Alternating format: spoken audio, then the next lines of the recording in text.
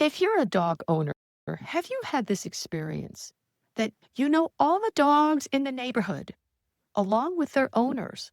You run into them regularly when you're out for walking your dog and you stop and have a conversation with these owners, and it's lovely, but you don't know the other person's name or much else about what they do.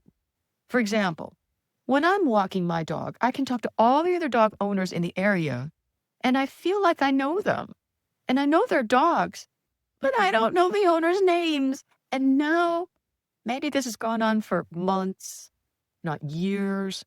I'm so embarrassed to ask because I've been talking to them all this time. Hey, Adele Wang here, and welcome to this podcast where we talk about what it means to be human as machines become a bigger part of our lives. We are all yearning for more contact with life, with humans, with the experience of living. And it's no wonder that dog ownership has exploded recently. This kind of experience of when you know a lot of people through their dog, it's a very narrow context, but it's friendly, it's warm. It's a type of dog-mediated relationship. The dogs are not just present, although they're delightful at being in the present moment, and that's why we love them.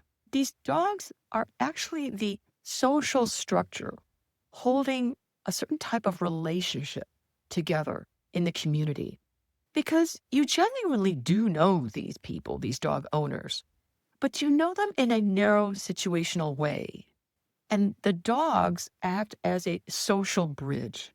There was a time when I thought that these types of casual, more limited relationships were shallow. I would sniff at them. And what's the point of that? Let's get down to the nitty gritty of what's really important.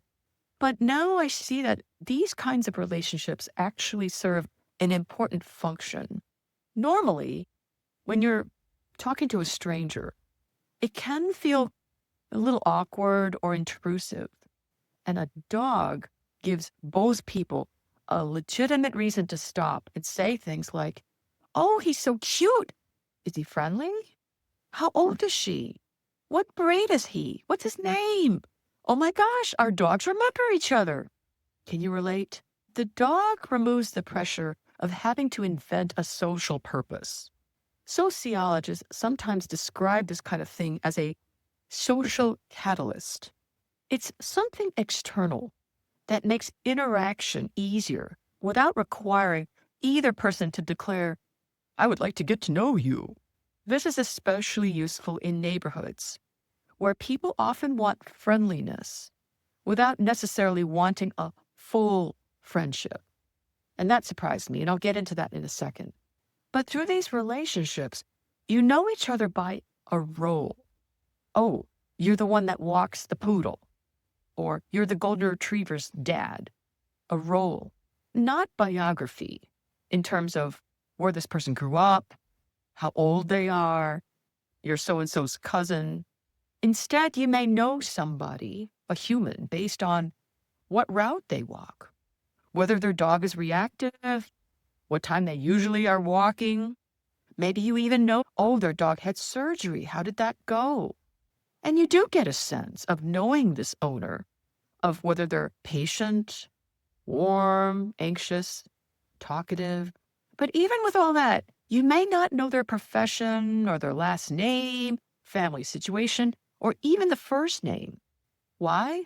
Well, if you're like me, it's because I've been talking to these people, these dog owners, for months, if not years, regularly.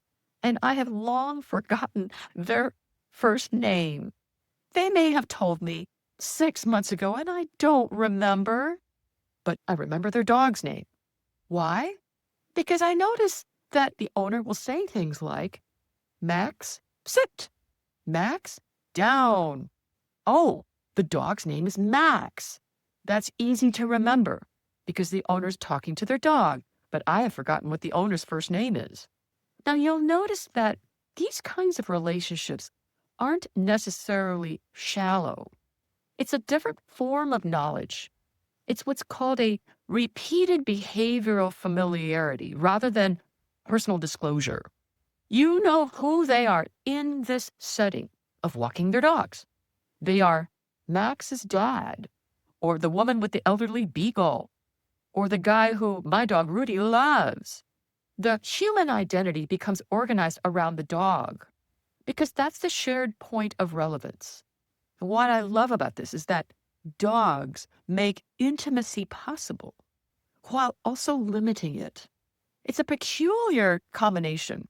And what I figured out is these people that I meet when I'm walking my dog, there's emotional warmth without social obligation.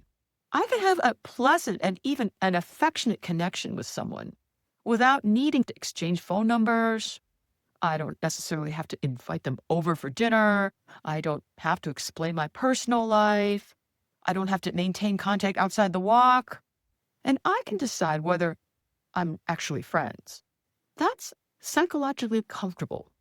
It gives people a small dose of belonging with relatively low risk. Because many adult relationships are difficult because they raise questions. Do they like me? Are we becoming friends?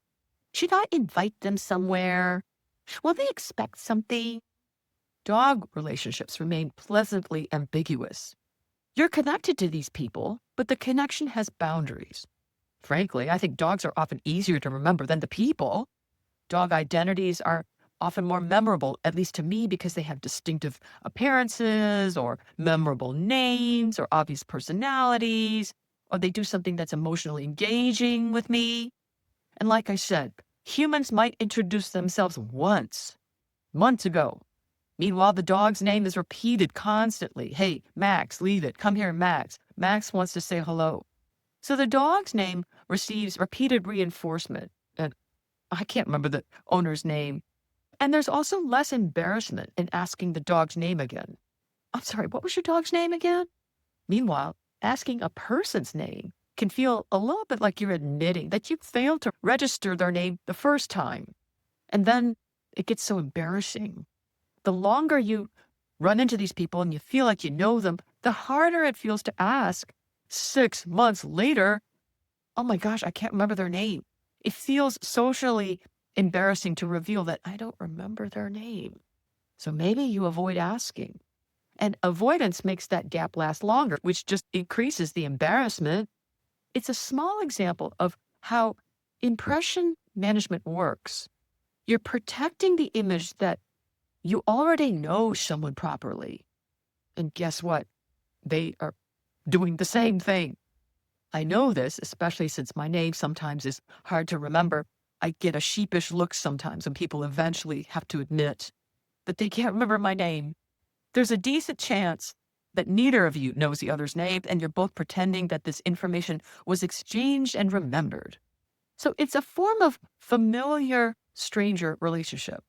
A familiar stranger is someone that you repeatedly run into at the gym, at the park, at the coffee shop, the bus stop, the dog walking route, but you're not fully acquainted. Now, I think dog owners are slightly beyond strangers because we often talk, right? But the relationship still belongs primarily to a place and routine. One thing that surprised me is that research has shown that this repetition actually creates trust, and people actually feel surprisingly close to these folks. Predictable encounters tell the nervous system, this person belongs here. They are part of my environment. That sense of familiarity can be emotionally real, even if the biographical knowledge is thin, what the person does, where they live, all that. And I think there's also something quietly communal about it. What I mean is that our modern neighborhoods often lack the older structures that used to make people feel like they knew each other. Local shops, churches, front porches, civic groups, multi-generational families. We don't have that as much anymore. Well, dogs partially rebuild that missing public life. They create repeated encounters, shared concerns, informal neighborhood information. There's a mutual recognition. And in that sense, the dogs are doing community building work that humans might not otherwise initiate. I just thought this was fascinating. And I think this is slightly different than parents getting to know each other through their children, which I've observed is similar, but not quite the same. So, except now, instead of dogs mediating a relationship, it's children. Children generate a much denser social system than dogs do. However, it's also more fraught. There are some similarities. Both relationships can be role-based, such as, oh, that's Molly's mom, or that's the father of the boy in the soccer team. In both cases, the adult can be mentally indexed with this thing that's being attached to them. The main difference, though, what I've noticed is that children create obligations. Dogs, it's completely voluntary. You decide if you want to walk. You decide who you want to be having a conversation with. But when you're a parent, you're often drawn into a network of practical obligations and coordinations with play dates, school events, birthday invitations, pickups and drop-offs, discipline and supervision, safety, exchanging phone numbers, because the kids' lives are interdependent. And parents often need to know each other's names, context, details, schedules, home, family circumstance. The relationship may still be superficial, but it's usually more administratively developed. Dog owners don't need that level of coordination. Dogs greet each other for 2 minutes and everyone continues walking. There may be warmth, but there's not really a shared project. So dog relationships can remain socially suspended for years. I also have to point out that parents are also evaluating each other much more intensely. So it may seem casual, but there's often a layer of judgment going on, and you know what I mean. Is this person responsible? Is their home safe? Do I trust them to supervise my child? How do they discipline their child? What church do they go to? Does their child influence my child as well? So this kind of stuff creates pressure on people to learn more about the adult. You don't get that as much with dog owners. Dog owners, they do evaluate each other too, maybe around leash control, aggression, dog responsibility, but the consequences are usually narrower. You may care whether someone can control their dog or not without needing to know what they do for a living or what their marriage is like. So when you're in a situation with a child relationship, it can become more socially strategic. Well, a parent might have to navigate school cliques and teacher relationships and neighborhood reputations and exclusions, and parents can be pulled into alliances and tensions and social politics. With dog relationships, that's a much looser form of association. There may be dog park politics, but the relationship is less likely to affect the owner's identity or opportunities. That means that the conversations with dogs are often much more in the present. They're more observational. Hey, Rudy's excited today, or Sophie really likes that toy. The interaction is grounded in what is happening right now. Now, parent conversations often expand into logistics and biography. Which school is she going to? What does your husband do? Are you staying in the district? What are your plans for the summer? Children are embedded in developmental timelines and institutions. Dogs create fewer natural bridges into the owner's wide life. And, of course, we all know that with parents, they're often representing themselves through the child, maybe subconsciously. The child can feel connected to parental competence, identity, status, values, whatever. But with dogs, people might identify deeply with their pets, but the social interaction is often more playful and less exposing. The dog absorbs the attention that might otherwise fall on the owner. That is one reason why dog-mediated relationships can feel unusually easy. You can be warm and sociable while remaining partly hidden. I love that. And it brings me to my final point that I've touched on before, that the need for friendliness and friendship solve different human needs. Friendliness, which is what we've been talking about with dogs, it gives people a sense of safety, recognition, and belonging. Friendship requires more time, vulnerability, reciprocity, or maybe ongoing obligation. A lot of people want the first thing without automatically consenting to the second. Friendliness makes a neighborhood feel socially safe. The neighborhood, it feels better when people around you are not anonymous. When you wave to another dog owner or have a brief conversation or you remember something about their dog, it's like saying to the other person, I recognize you. You belong here and I am not a threat. That matters more than it appears to. Humans constantly assess whether an environment is friendly, indifferent, or hostile. Small acknowledgments reduce the psychological strain of living among strangers. You don't necessarily need to know someone's personal history to feel reassured that they would notice if something went wrong and tell you if your garage door was left open accidentally, or they might help you if your dog escaped. This is something called social capital. It's the trust and cooperative goodwill that exists between people, even when they're not close friends. Friendship is not just warmth, it's actually commitment. So, a full friendship usually has expectations of spending time together intentionally, or remembering important events, answering messages, making invitations, managing disappointments and misunderstandings. And none of that is bad, but it does consume emotional and practical capacity. And many adults often already have crowded lives, established friendships, relationships, family responsibilities, work demands, limited energy. So they may be open to human contact without looking to add another relationship that needs to be actively maintained. Now, I am not sure this is always the case. We know that loneliness rates are off the charts. So I would not agree that everyone who you're meeting on a dog walk is naturally already having a full life, but some of them might. And I think an assumption we've had between friendliness and friends is that greater closeness is always better. But it's not. A relationship can be valuable precisely because it remains light. Because people want belonging without being consumed by belonging. There's always a tension in social life. We want to be known, but not always examined. We want connection, but not always access. We want community, but not constant availability.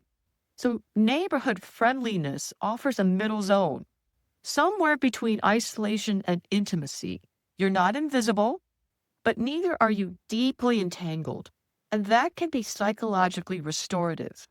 You can have 10 pleasant micro connections during the week walking your dog without needing 10 emotionally substantial relationships. And something I've sat with is the fact that proximity creates special risks. I know I've thought about this. A friendship with somebody across the street can be convenient, but it can also be harder to regulate. Think about this. If a distant friend annoys you, you can take up space. But if your next door neighbor annoys you and you have to see them every morning while taking out the trash, well, that can feel a little icky. So closeness can create complications, unannounced visits, expectations of frequent contact, gossip, borrowing and favors, conflict over property, awkwardness if the friendship cools. And because neighbors can't easily disappear from one another's lives, people may instinctively maintain a little social distance. Friendliness preserves goodwill without creating a relationship that would be difficult to exit. This is one reason why boundaries often remain implicit rather than openly negotiated. Light relationships can be unusually pleasant. Friendships often involve the whole person, their habits, their needs, their contradictions, sensitivities, disappointments. Friendly acquaintances often meet in a narrower, more favorable context. You see each other while walking the dog, or checking the mail, or gardening. These encounters are brief and structured. You know a real part of the person, just not all of them. And right now, I think there's a tendency to assume that a limited relationship is inferior to a deep one. But limitation can protect what is good about it. Because some people are excellent 10-minute companions and difficult, intimate friends. So friendliness allows people to retain autonomy. Friendship can quietly produce claims, oh my God, why wasn't I invited? Why didn't you tell me? I thought we were closer than that. Friendliness usually does not. So you can enjoy someone today when you're walking the dog without having to define what the relationship means tomorrow. The interaction when you're talking to another dog owner, it's voluntary, it's spontaneous. There's not an undercurrent of power dynamics or expectation. Easy to end naturally. The dogs move on. The walk continues. Someone reaches the driveway of their home. That low pressure quality is part of the appeal. And I think we can all agree that neighborhoods need weak ties, not only close ties. Close friends are important, but communities also depend on what sociologists call weak ties. You know someone, somewhat, but not deeply. Weak ties often provide things that close friends cannot: broader information, casual assistance, a sense of public life. Maybe it's connections across different social circles. Maybe it's low stakes conversation or an awareness of what's happening locally. The person you barely know when you're walking your dog might tell you about a lost dog or mention a contractor or a road closure in the neighborhood or a safety issue, or maybe even an elderly neighbor who needs help. A healthy community is not made only of intimate friendships. It also needs a web of modest recognition. So this is something that I am appreciating from the relationships I've built with walking my dog. The dog acts as a bridge to make contact possible. The dog is a buffer, limiting how much personal contact becomes. And that's why relationships can feel warm, but kind of incomplete. And in return, the dogs let people say to me, I'm glad you exist. I'm glad to see you. I care a little bit about what happens to you. You're my neighbor, but I'm not necessarily asking to enter your private life. And that may sound emotionally modest, but it's not meaningless. In an increasingly isolated society, being recognized without being demanded from can be a real form of kindness. So, the next time you're out walking your dog, you could do the grown up thing and say, gosh, I'm so sorry. I'm embarrassed to ask, but I can't remember your first name. Or you could just continue the conversation with this lovely person about your dogs and go on to have a fantastic day.